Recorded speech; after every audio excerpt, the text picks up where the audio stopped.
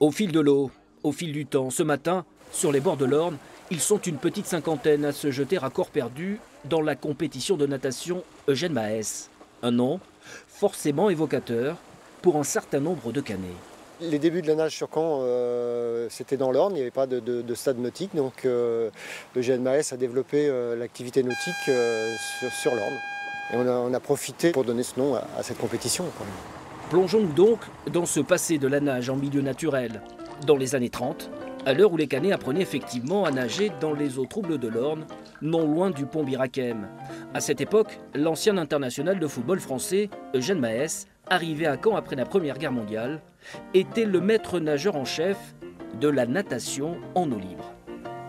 Jusqu'à ce qu'il y ait une piscine à Caen, c'est-à-dire en 1966, les gens apprenaient à nager dans l'Orne. Donc tout naturellement, il y avait plusieurs écoles de natation et la plus connue était le Lido, dirigé par Eugène Mahès. Alors on estime qu'il y a eu à peu près peut-être 4000 Cannais qui ont appris à nager selon des méthodes très particulières. Il envoyait les gens au milieu de l'Orne habillés en tenue civile avec un imperméable où il y avait des cailloux dans les poches.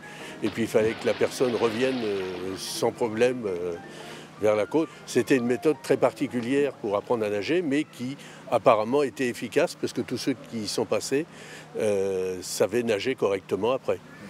Plus de 80 ans plus tard, sur les bords de l'Orne, la vie suit son cours. Mais une tradition perdure, certes, avec palmes, flotteurs, tuba ou pas. Mais au fil de l'eau, au fil du temps, ce fleuve est bien resté le grand bassin de jeu des nageurs en eau libre.